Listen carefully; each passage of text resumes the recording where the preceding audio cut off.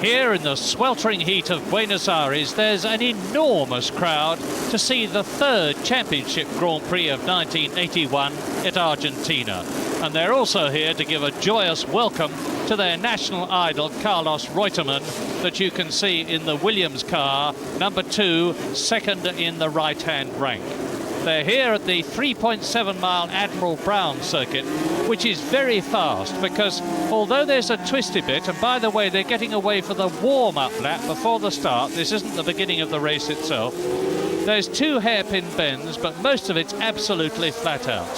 So there's a real chance that the turbocharged Renaults and the Ferraris will be able to exploit their superior power and score some desperately needed championship points. Because after Long Beach and Brazil, the top 4 drivers are all in British Ford Cosworth-powered cars. World champion Alan Jones and Carlos Reutemann are tying for first, a daunting 11 points ahead of Nelson Piquet, and that's Piquet on the right, and Riccardo Patrese, with Mario Andretti and Mark Surer tying for 5th. The all-conquering Williams team of Jones and Reutemann have finished first and second in the last 4 championship Grand Prix. But Reutemann disobeyed team orders to win in Brazil, so if they lead here, and by the way, watch the cars weaving and bobbing about on the straight here, that's because they're warming up their tyres ready for the start. And I was saying, if the Williams cars lead here in the Argentine, we'd expect Jones to be first. But this is Argentina. Reutemann's Argentinian, and today is his birthday. Now, fastest in practice has been the Brazilian driver, Nelson Piquet, in his Brabham. And he's been an amazing 4 seconds inside the lap record. Piquet on the right there, in spite of the new no skirts rule, which is supposed to slow the cars down. Second, it's Alain Prost, the second of these 2 cars in the Turbo Renault. Then it's the 2 Williams cars coming up into the picture now of last year's winner Alan Jones and Carlos Reutemann. 5th in the second of the 2 Renaults, René Arnoux. And 6th, the Mexican Héctor Rebaque. So now, up to the line, it's a 53-lap race, and that's 196.9 miles. The lap record is held by Jacques Lafitte, and there is the pole position man on the left, fastest in practice, Nelson Piquet. Watch for the lights, the red, and then a few seconds later the green, and it'll be go.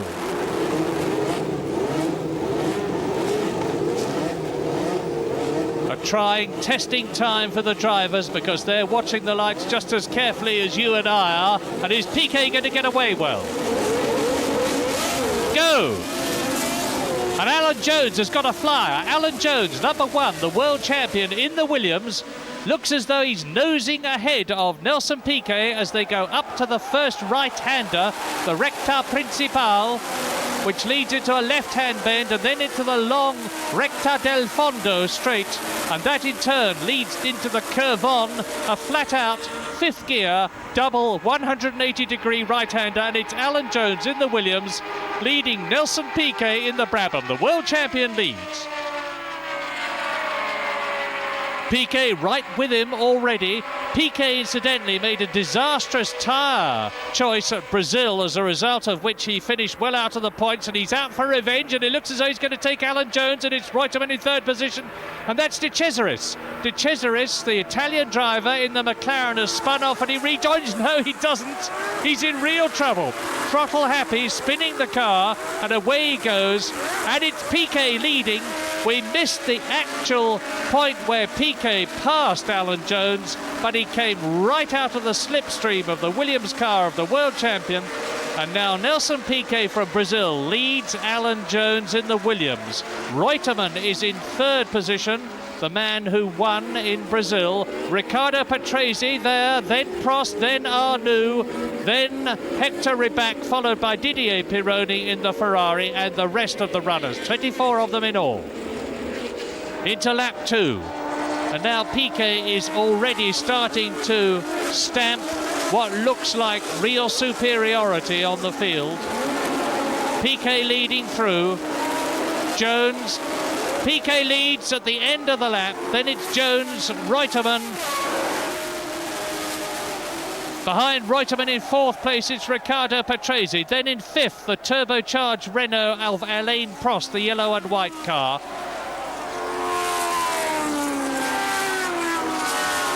And as we look at number 5, Nelson Piquet, whose real name, incidentally, is Sotomayor. Piquet was the name he used when he started racing because his parents didn't approve of it and he didn't want them to know he was racing.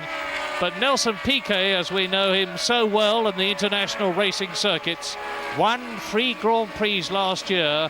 And now look at the lead he has on the early second lap over Alan Jones. Reutemann behind, somebody going off, and there is one of the Lotuses coming through as Mark, and there's a bit missing. A bit's come off a car. One of the cars has lost a body panel, the tail, perhaps a front aerofoil, and the camera doesn't go with it, so I can't tell you who it was, but whoever it was has obviously kept moving, but he'll be in real trouble with aerodynamic loss of downforce on the car now that a part of it is missing. And it's Piquet still leading as they come up towards the end of the second lap, up to the toboggan, into the Orquilla, and there's Patrese, Prost, Rebaque, Arnoux, Pironi, Watson going through as Piquet number 5 leads.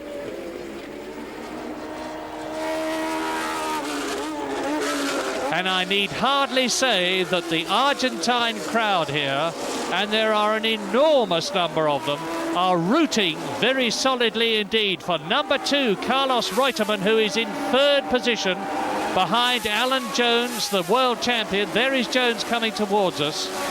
And you will recall, those of you who are motor racing aficionados, there goes Piquet, that Alan Jones finished second in the previous Grand Prix in Brazil because Carlos Reutemann, a South American, chose to ignore team orders which were instructing him for the last 7 laps to let Jones through, and he won, and Jones didn't like it one little bit, understandably. Piquet, though, on his way out of the right-hander into the Recta del Lago, the straight which leads down to the chicane, and they're doing about 160 miles an hour, and Reutemann is right with Alan Jones, and Reutemann's going to take his team leader.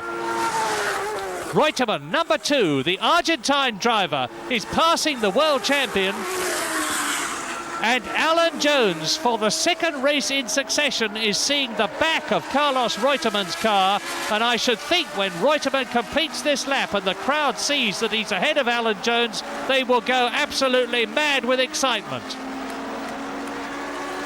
Now, this is the twisted bit, the Mixtos, which is a second gear section, very quick. It's Prost in fourth position still in the yellow and white Renault.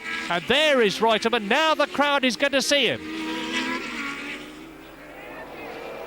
It's Hector Rebaque has got ahead of Patrese, and Hector Rebaque is up into, and listen to the crowd.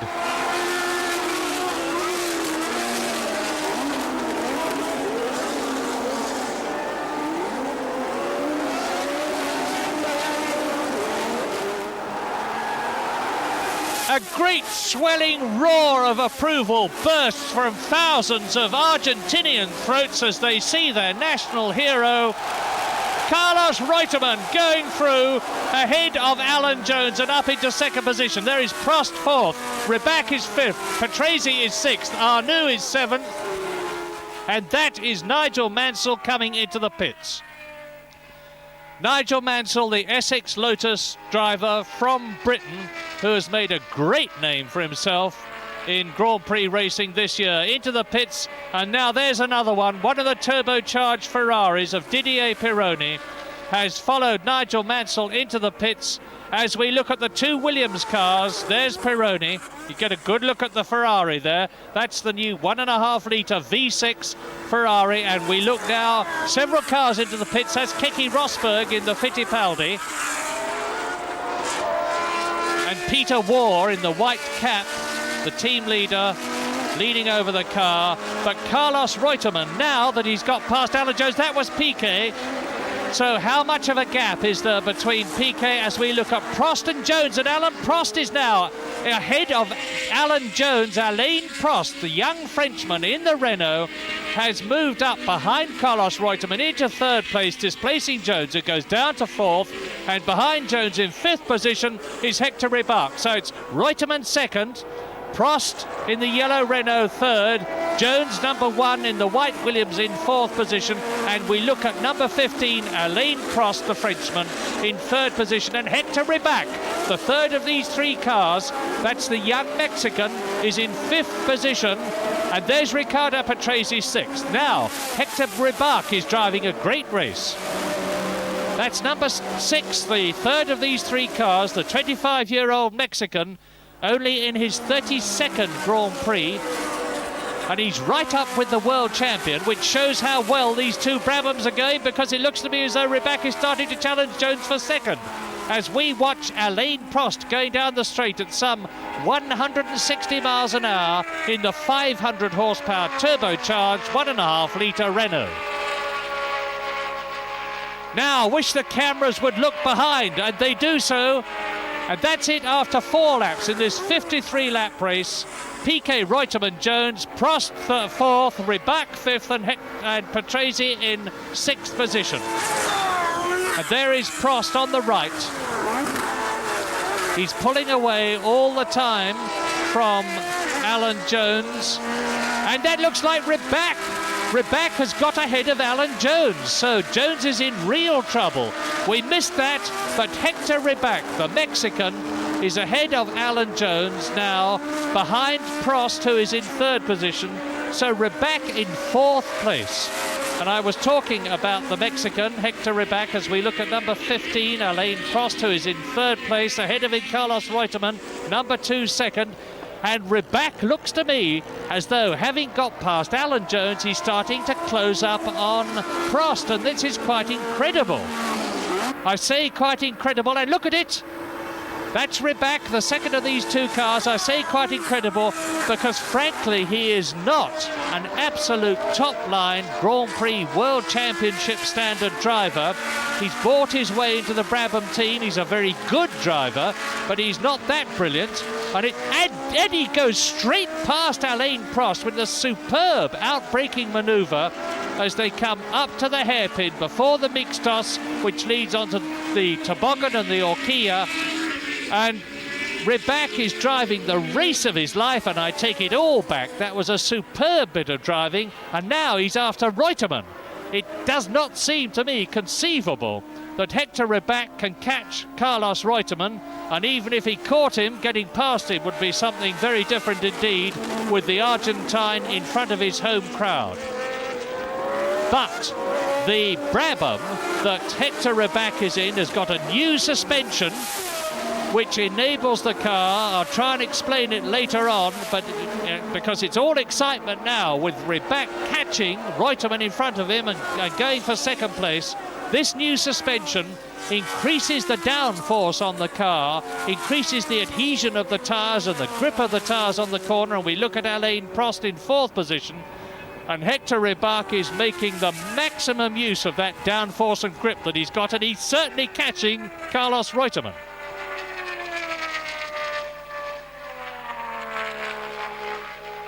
You can't see Reutemann, he's just to the right. There he comes. Piquet leading. Reutemann, the 1st of these cars, is in 2nd place. The man who has driven in more Grand Prix than anybody who is driving now. There is Prost. Between them is Héctor Rebaque. And coming up to the chicane at the end of the long straight, past the municipal rubbish dump, incidentally, goes Héctor Rebaque. Up to the chicane, down to the 2nd gear hairpin. This is the 1st of the 2 hairpins. And it was from this point on that Rebaque started to catch Reutemann, and then earlier on Prost, because of the tremendous adhesion of the Brabham. Try and look at the sides of the cars between the front wheels, and that's Marc Surer in the pits. Marc Surer, the Swiss driver in the ATS, into the pits. I don't know whether he's out of the race, but maybe we'll see him later if he rejoins. But this is the excitement. The leader, Piquet, is well away. He's about 20 seconds ahead of this battle, but this is the excitement with Prost 4th in the background. Reutemann 2nd, number 6, Héctor Rebaque gaining on him. Williams versus Brabham, Argentine driver versus Mexican, Rebaque at the back versus Reutemann in the front, battling for second position. And Rebaque is drafting Reutemann, and he's come out of his slipstream and he just goes straight past. Well, if you had asked me before this race began what a pretty unlikely situation would be, I would have said Brabham's in first and second positions. Not because I doubted that Nelson Piquet could be in the lead, but that I would have frankly disbelieved that Héctor Rebaque, number 6, could possibly have got ahead of everybody else, and he's driven through the field up into second position. A brilliant achievement. And now, just as we have got used to the Williams cars dominating Grand Prix at the end of 1981 and all through this year so far, in first and second places, maybe we've now got to get used to a new scenario, because we have Brabham's first and second. Piquet leads, Rebaque, number 6, is in second place. Reutemann is in third position. Alain Prost in the Renault is still fourth, and we look at Rebaque and Reutemann, and this is Piquet, the leader. We've gone ahead up through the lap, about 25 seconds ahead on the circuit, and watch the steadiness of this Brabham, and while I try and explain to you about this suspension. There is a hydraulic device which is controlled by the driver. It is obligatory that when the car is static, hello, there's another casualty, another car casualty, and that's the ensign car of Marc Surer, the Swiss driver. There he goes. He's obviously blown his engine from the smoke at the back. And now we're watching Piquet catching Andrea De Cesaris, the young Italian driver in the Marlboro McLaren car, 21 years old. And I was trying to explain about the suspension of that Brabham that we're looking at now. It is mandatory that when the car is stationary, there shall be a 6 centimetres clearance between the lowest point of the car and the ground. And that is to prevent the effect that the skirts had before of creating enormous downforce. Now, the Brabham team have overcome this because there is a hydraulic device in the car, and when it starts to move, it allows the car to sink almost to the ground, as a result of which they get greatly increased downforce. And at the end of the race, the driver operates a control. And there's Marc Surer at the back in these yellow overalls. He's taken his helmet off, and he's clearly out of the race as Piquet continues to gain on De Cesaris. And just to finish what I was telling you about the suspension, on the run-down lap, the driver operates a control, the hydraulic pressure reasserts itself on the suspension, the car rises to create the mandatory clearance of 6 centimetres, and everything is nice and legal. But that's the last thing that Piquet will be worrying about now. He knows he's in the lead, of course. He's getting pit signals all the way. He's just quite coolly and remorselessly driving his way through the field as he catches tail-enders. And he's coming now. Now watch the way he will go past De Cesaris. The flag marshal there is waving the blue flag to tell De Cesaris that there's somebody behind him who wants to pass. Not that he would have needed telling, because he would have seen Piquet in his mirrors. Piquet lapping through the field after 15 laps. Piquet now a long way ahead of Rebaque, with Reutemann third, then Prost in the Renault, Jones in the Williams, and René Arnoux. So the two Renaults are in third and sixth places. Alain Prost leading his team leader, René Arnoux, who is in sixth place. And let us watch a master at work, Nelson Piquet, and ticking away in the top right-hand corner of your screen is his lap time, and it'll stop at the end of the lap. And just for interest, the lap record here is held by Jacques Lafitte, the French driver, in a Ligier last year with a Ford Cosworth engine. This year he's in a Talbot Matra with a V12 engine. And his lap time was 1 minute 46.9, and that was a speed of 124.8 miles an hour. And symbolically, there is Lafitte in this year's car being passed by Nelson Piquet. So Nelson Piquet has just blown off the lap record holder, Jacques Lafitte, as though he was standing still. And his target is 1 minute 46.9 seconds to beat the lap record.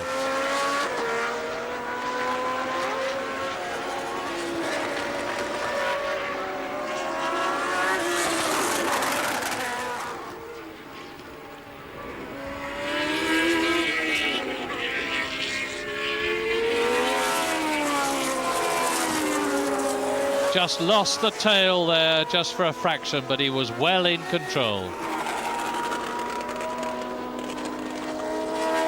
Almost at the end of the lap, 1 minute 46.9 seconds, the target to beat Jacques Lafitte's lap record in the Ligier. And he's going to do it, he's certainly going to do it. He's closing up incidentally, and there's a story to come here. 1:46.04. So he's almost a second inside the lap record, and really he's cruising by his standards. You can tell from the line he's taking on the corners. He's leaving himself plenty of room on the apex. He's using all the circuit, and I can tell you, as he throws away a rip-off, he wasn't waving at the crowd there. All the drivers have a layer of rip-off transparencies over their visor so that if they get flies on them, or grass or anything thrown up, they can pull the rip-off off, throw it away and still have clear vision. Now there's a needle match here, or there would be if car number 21, driven by Chico Serra, was a bit quicker, because for 2 years Nelson Piquet there, who is a Brazilian, was vying against Chico Serra, the man in the white Fittipaldi car in front of him, to get top honours in the Formula 3 category. And it looked as though Chico Serra was going to win out. He had a lot of money behind him, much more than Piquet. But Piquet won out. Piquet got the Brabham Works drive. He got into Formula 1 2 years before Chico Serra. He is now vying for World Championship honours, is Nelson Piquet, whereas Chico Serra, a very good driver, is still a fledgling. And I think Chico Serra is going to suffer the indignity very soon of having number 5, the race leader, Nelson Piquet, in his Brabham, pass him with no trouble at all.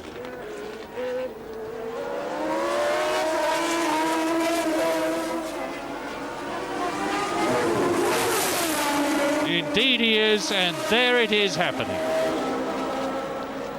So Piquet passed yet another driver. The only question, frankly, in this race now is not is Piquet fast enough, not is the Brabham fast enough, but will the Brabham last? We have no reason to believe that it won't last. It has been designed by that great British designer, South African actually, come to think of it, Gordon Murray. And into the pits comes Lafitte. Lafitte in trouble. I don't know what it is, but he's getting out of the car, so whatever the problem is, it's terminal as far as the motor car is concerned. And Lafitte disappointedly goes into his pit. And now this lot is Zunino, Villeneuve, Giacomelli in the number 23, the Alfa Romeo car, all of whom are shortly going to be lapped by Nelson Piquet, who is scything his way through this field. You've seen him pass Lafitte, you've seen him pass Serra. Now he's closing up on, and he's going to take the very, very quick V12 Alfa Romeo of Italian Bruno Giacomelli and lap him, which he's just done. Now ahead of him is the car that was so terrifyingly fast at Long Beach, the new 1.5 litre V6 Ferrari, driven by a man with 3 Grand Prix victories behind him, and that's the French-Canadian Gilles Villeneuve. The Scarlet Ferrari is in Nelson Piquet's sights now. The next car he attacks, and Villeneuve, who is a gentlemanly driver, I am sure will move over and let Piquet through when he sees him looming up large in his mirrors. And then Piquet will set about attacking the blue, unsponsored Tyrrell of the Argentine driver, Riccardo Zunino, who, like Reutemann, is in front of his own crowd. So Piquet closing up on to lap the Ferrari of Gilles Villeneuve, and he is leading, of course, from Héctor Rebaque, with Reutemann in 3rd position, Prost behind him, and then Alan Jones, René Arnoux and Riccardo Patrese in 7th place. compare the speeds and the handling of the Ferrari, that's the Scarlet car, and the Brabham, because this is where Nelson Piquet will indubitably take... Yes, there's Villeneuve moving over to let Piquet through. He's been lapped. So that's a Ford Cosworth V8 engined car. This one has passed the Ferrari engined car, and now Piquet will have no bother at all with Zunino, because he's very, very much past a car. And any time I see something like that happen, I think, and I know I've often said it, of the people who say you never see any passing in Formula One these days. Well, we've seen a great deal in this race, and there's more to come, because now Piquet's closing up on Jan Lammers, the Dutchman in the ATS German car, although it's British built, that we saw in the pits earlier on in the race. Watch Piquet. This is a real motor racing craftsman.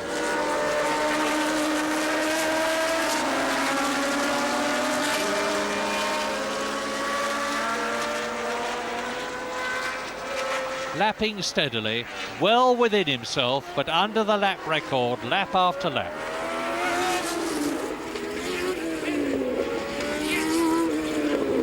And I caught a flash of an orange car there. Now that's either... Yeah, it's Siegfried Stohr, the Italian with the German-sounding name, who's got Jan Lammers challenging him. And behind Jan Lammers and ahead of Zunino and Villeneuve and Giacomelli is number 5 there, Nelson Piquet, up with Lammers, about to lap him.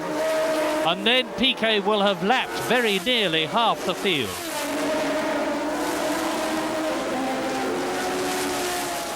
Past Lammers. Now it's the orange and white Arrows car of Stohr, and this is the same kind of car, exactly the same kind of car as that in which Riccardo Patrese so brilliantly led the first point-scoring World Championship race of 1981 at Long Beach.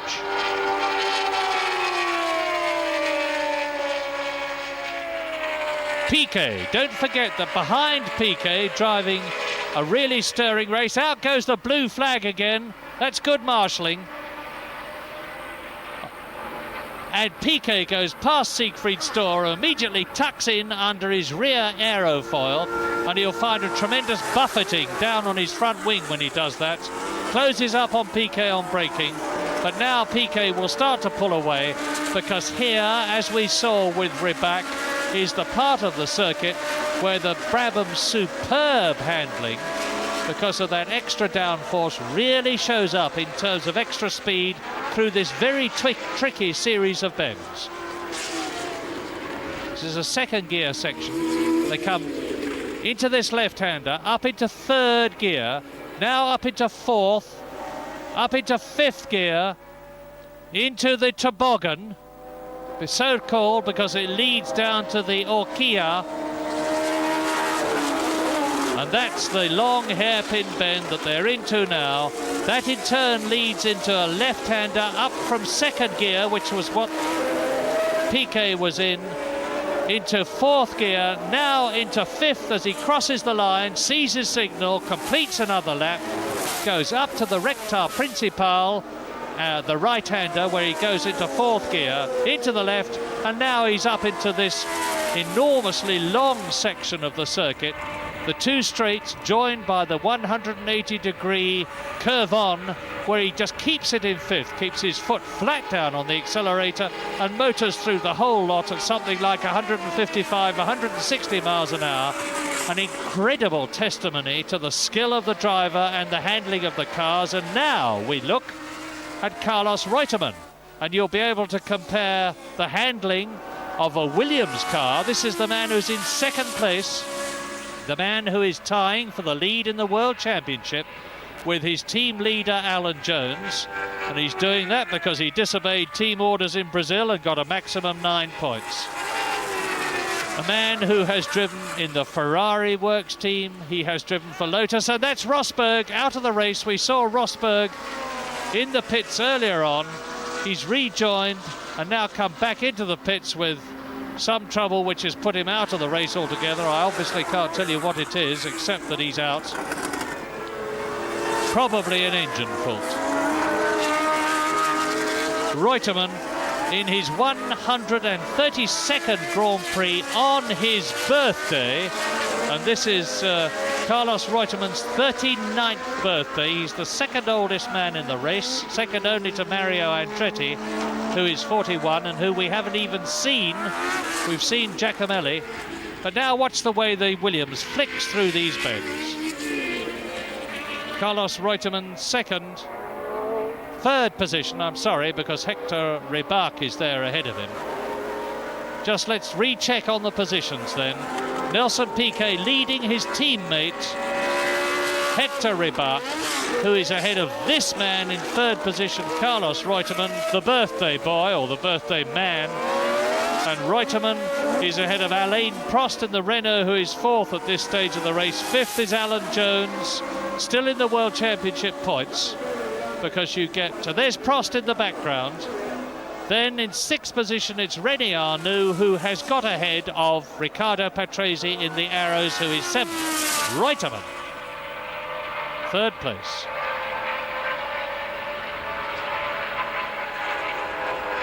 And you can see light. If you look underneath the part of the car between the front wheels, the side pods, you can see at some points of the circuit light underneath it, which means to say that it's well clear of the... That's 30 laps out of 53. And it's Prost fourth, behind Reutemann and Rebaque and Piquet. And in fifth position, Jones ahead of Arnoux. And Piquet now is a good distance ahead of Héctor Rebaque, his teammate. And the positions at the front seem pretty static, because Reutemann clearly cannot do anything about the challenge of Héctor Rebaque, who has caught him and passed him. So now, if there are to be any race changes, it will not be because of a fault of the driver, it'll be because of some problem with the car. And Reutemann on his way in third position in the Williams.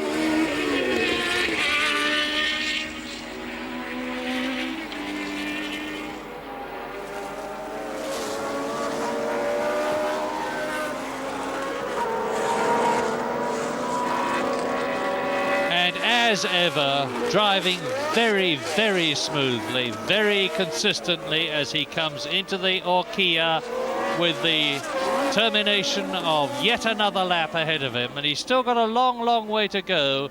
Anything could still happen in this Argentine Grand Prix.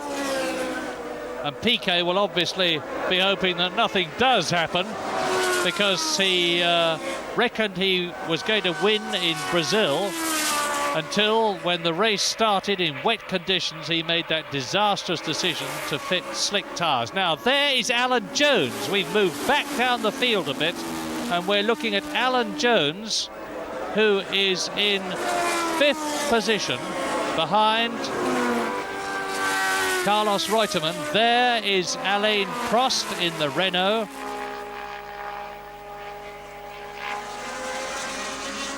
Now there is Reutemann, who is third. There is Prost, who is fourth. You can see how spread out they are. The next car round should be Alan Jones. Look for a white and green car. Yes, it's Alan Jones. Then behind Alan Jones is the Renault of René Arnoux. Behind René Arnoux is John Watson, the Ulsterman, the man from Northern Ireland. John Watson in the Marlboro McLaren car, who has really come back onto form this year. There he is, in the very distinctive red and white car in seventh place, gaining definitely on René Arnoux in the turbocharged Renault. That's great stuff. There's Alan Jones, the world champion. Now either Alan is not up to par today, or there is something wrong with the car. Maybe, and I'm guessing, he might have a bit of tyre pressure loss. He might have a slipping clutch. His engine might have gone off. Something might have happened to affect the handling, although the aerodynamic parts of the car, the wings look okay. But whatever it is, Alan Jones is not with the Williams, driving to his usual standard here at the Admiral Brown circuit at Buenos Aires today. Because ahead of him There's Nelson Piquet. There is Héctor Rebaque, both of them in the Brabhams. There is Carlos Reutemann, and there is Alain Prost. And so Alan Jones is only, there he is, number 1, which means world champion, in 5th position. But he's still in for the points. If he finished in 5th place, he would get 2 points for the World Championship, and every point counts at this and any other stage of the World Championship. 16 races in all, and this is race number 3 in the championship. Jones out of the right-hander, down the Recta del Lago, and all the time, John Watson, number 7 in the red and white Marlboro McLaren, is inching his way up on René Arnoux, number 16, the Frenchman in the turbocharged Renault. And Arnoux will need to watch it. It looks as though the handling of the Marlboro McLaren is better than the Renault at this circuit.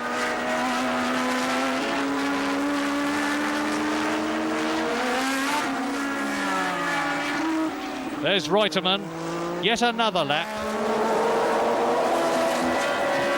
Just a flick of the front there as he corrected a slide that was starting to develop.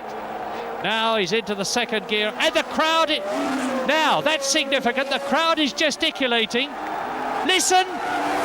The crowd's roaring. Something's happened. The crowd knows something that Reutemann doesn't. That's a sign. And when a South American crowd does that, it means they're urging... There's the answer. They've been urging Reutemann on because Héctor Rebaque, the man who was in 2nd, is out of the race. I don't know what the trouble is, but you can see for yourself that number 6, Héctor Rebaque, is out of the running. So number 2 there, Carlos Reutemann, to the delight and the undisguised joy of his Argentinian countrymen, is up into 2nd position with only Nelson Piquet between him and the thing that every Argentine person here will be dreaming of, a win for Reutemann.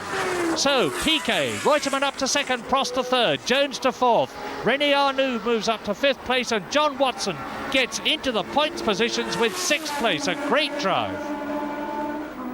And there is Piquet. Now, Piquet won't know or care very much that Reutemann has moved up into 2nd position.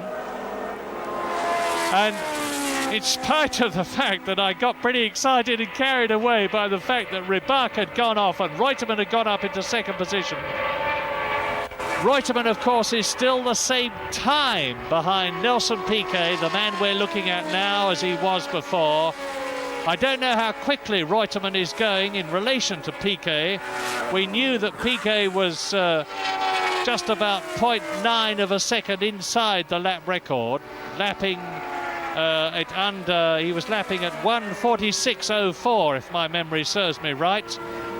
And we don't know how quick Reutemann is, but he can't be that much quicker to be able to close the gap in the remaining race distance between himself and this man, the leader, Nelson Piquet, because well over 60% of the race has been completed now, and Reutemann would have to be lapping a great deal faster than he is to close up on, let alone get by this man, number 5, 28-year-old Nelson Piquet from Brazil, in his 37th Grand Prix, and on his way to his 4th Grand Prix win in his comparatively short Formula One World Championship career. Oh, that is John Watson, who had fought his way up to 6th position, and he, like several of the other drivers that we've seen, has obviously got trouble, comes into the pits, and he will already have lost his 6th position. And Piquet is very well now on his way to victory, because, oh, and that's significant. There's Teddy Mayer, the short man with the headgear and the heavy earphones on, leaning over Watson. It looks to me as though Watson is out of the race. So, to recap, as we all know, Carlos Reutemann is following Nelson Piquet here, who is really demonstrating the way to lead a Grand Prix and control it from the front. He is his own man, he is driving his own race in his own time, guided by his pit signals. Alistair Caldwell, his team manager, will, I'm sure, as ever, be timing Piquet every lap and timing his chief rivals on every lap, watching the gap, giving Piquet the signals, telling him exactly what the time differential between him and the man who is challenging him for the lead, but a long way back, Carlos Reutemann is. That was lap 36 when Watson came in, so 36 laps that was. It's a 53-lap race as Piquet comes up through the mixtos, up to the Orkia, down through the gearbox. He is in, as I talk to you, second gear, coming into the sweeping left-hander at the Largada to complete a lap and undoubtedly to get a signal from Alistair Caldwell and his team mechanics. Over the line, lap completed, Piquet on his way.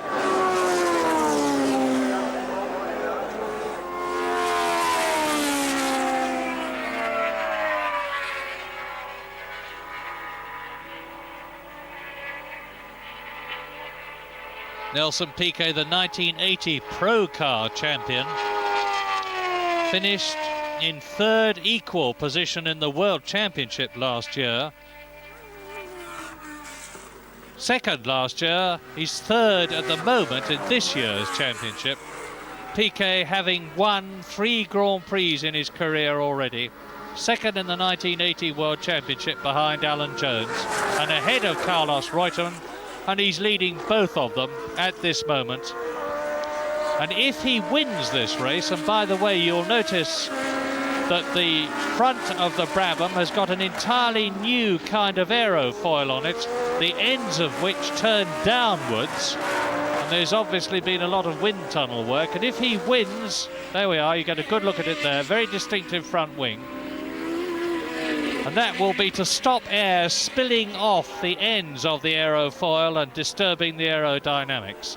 If he wins this race, he will get 9 points to add to the points that he already has, and that will move him well up into the championship.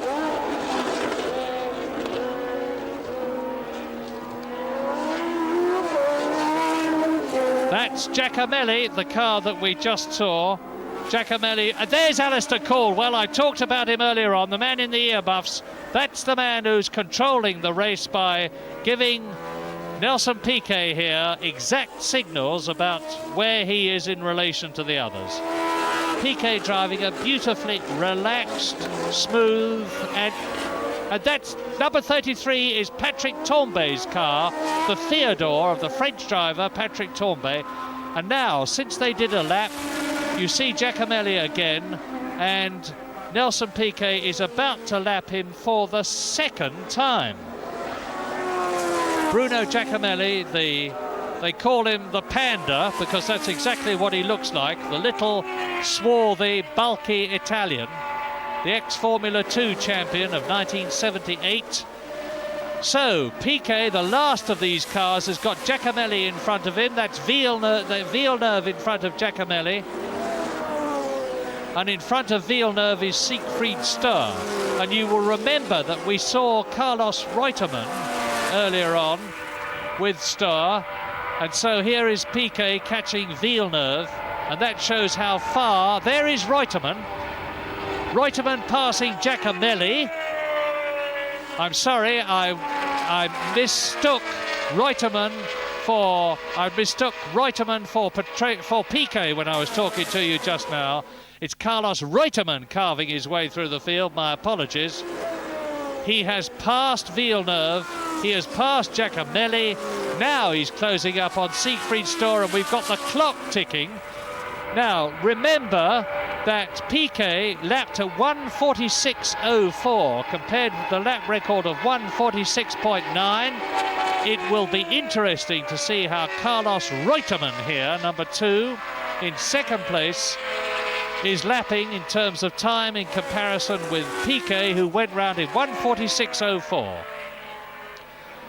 And if Reutemann catches Siegfried Sturr, I hope that the Italian moves over to let Reutemann through, because if he doesn't, He will be balking and slowing Reutemann, who closes right up to him on braking as they come towards the end of the lap, into the chicane, the left and now the right, which leads into the second gear hairpin before the mixed toss, and Siegfried Sturr must move over and let Reutemann through, or Reutemann will be losing time. Yes, Reutemann's coming out to pass. No, he doesn't, because Sturr slams the door in his face. Reutemann has to back off, drop back. He's lost time. 1:46.04 Reutemann is going for if he's faster than Piquet. There's Villeneuve behind him in the Ferrari. Behind Villeneuve, Giacomelli. Both of them being lapped by Reutemann in the Williams. And I'm afraid that Carlos has just got to stay where he is now until he gets out of the Horquilla here and into a wider, straighter part of the circuit where he will be able to take Siegfried Sturr out. The clock stops at 1:45.12. So in spite of being balked by Siegfried Sturr, Carlos Reutemann, who has at last got past the Italian, who is new to Formula One because last year he was in Formula 2, and in spite of being balked by Sturr, this man, number 2, Carlos Reutemann, has lapped nearly a second quicker than Nelson Piquet, who in turn was nearly a second quicker than the lap record. But 1 second per lap is not nearly enough for Carlos Reutemann to catch Nelson Piquet before the end of the race as he comes into the long right-hander. And somebody's lost it! Somebody's lost it! It's Villeneuve! Villeneuve does a full 360-degree and the rest spin in the 1.5 litre turbocharged Ferrari, and he lights it up. He's kept the engine running. He must have dipped the clutch, kept the engine running, and now he blasts his way back onto the circuit right in the face of Alan Jones, the world champion. Well, there was a bit of excitement to relieve any tedium that the marshals on that part of the circuit may have been feeling. And this is Alain Prost in third position. Number 15, the 26-year-old Frenchman from Saint-Germain, driving 12 years, ex-Formula 3 champion of Europe, the man who won the Formula 3 race at Monaco, and then went straight into the McLaren Formula 1 team last year and scored World Championship points in the first race of the year, the Argentine Grand Prix, which was the first Grand Prix of 1980. It's later this year. And then he scored again in Brazil. And this year, after litigation, quite literally, because McLaren didn't want to release him, Renault bought him out of his contract, and he's now a Frenchman in a French car, the turbocharged Renault, in third place in the Argentine Grand Prix in only his second year of Formula 1 World Championship racing. Piquet leads.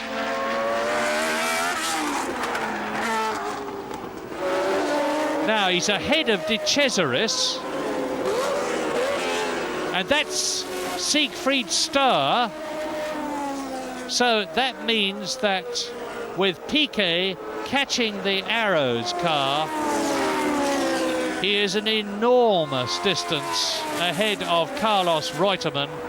And that means that in the closing stages of the race, Nelson Piquet has definitely only got to keep going to win it very convincingly indeed. And you can see from the smooth, effortless way he's driving that he's got absolutely no problem on the circuit. Watch him. The car on the right is De Angelis, followed by Patrese. It's not Sturr. Now this is interesting, and you see De Angelis has moved up into 6th position, so Patrese is 7th, and Piquet there has passed everybody, has lapped everybody up to 7th place. In 7th place ahead of him in the orange Arrows car is Riccardo Patrese. Ahead of Patrese there is De Angelis, the young Italian driver, Elio De Angelis. And now Piquet has got ahead of Patrese. He's lapped everybody up to 6th position, Elio De Angelis. And by the way, De Angelis is in the Lotus 81, not the Lotus 88, the new contentious car with the 2 chassis designed to maximise downforce. because just as at Long Beach and just as at Brazil, when the Lotus 88 was wheeled out by Colin Chapman and the rest of the Lotus people, it was banned because of the contention that there is about whether it complies with the new rules for 1981, which say no skirts, and which Gordon Murray, the designer of this car, the Brabham, has got round so brilliantly with the adjustable hydraulic suspension system that I was telling you about earlier on. So Brabham have managed to sneak under the curtain of legality, as it were, whereas the Lotus 88 has not been able to. And it's a very sore Colin Chapman. Elio De Angelis, 6th, is about to be passed by number 5, race leader Nelson Piquet. Number 11 is De Angelis. 23 years old, comes from Rome. This is his 31st Grand Prix. And it's Nelson Piquet's 37th Grand Prix, so there's not much in it as far as experience is concerned, but Piquet is very definitely in the better car.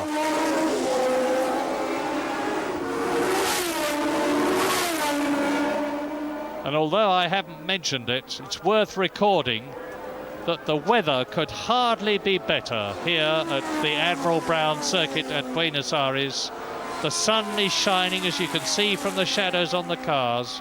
The flags are just limply fluttering. There's a bit of a breeze to keep the temperature down a bit. The circuit is absolutely dry. Piquet closing up on De Angelis. We're now with Carlos Reutemann in 2nd place, on his way to 6 points, unless Piquet has trouble. And don't forget that Héctor Rebaque had trouble. Piquet taking De Angelis. He's now lapped the 6th place man. The 5th, the 4th, the 3rd and the 2nd he has not lapped. Now, whether he will be able to catch René Arnoux in the turbocharged Renault, who is in 5th place, I don't know. It doesn't really matter, of course. It doesn't make any difference to his race time, his race position, his World Championship points. It may do his ego a bit of good, but I don't think Nelson cares very much about that. He knows, without having to reassure himself in any way, that he's one of the finest drivers in the world today. And if he gets those 9 points, it will move him up to, I think, 3rd position in the World Championship.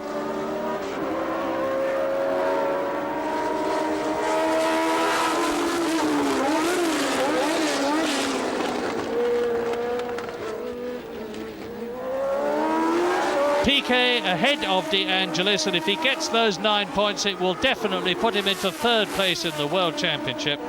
And he's well into the closing stages of the race now, very definitely. Nelson Piquet, Brabham, leading Carlos Reutemann, Williams. 3rd, Alain Prost, Renault. And that's good news too, because we need variety in motor racing. And the Renaults, as we look at Piquet, have had a very thin season in 1981. They didn't start in South Africa because it was a non-championship race because of the contention between FISA, the governing body of the sport, and the Formula One Constructors Association. They did start at Long Beach but got no points. They did start at Brazil but got no points. So the fact that Prost in the Renault is in 3rd position and that René Arnoux in the 2nd Renault in 5th position is good news for motor racing.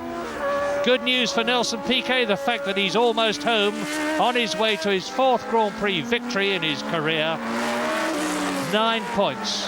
That will give him 13 points already, because he already has 4 points. But I mustn't count chickens before they're hatched, because Nelson Piquet has still yet to see the checkered flag, which means victory.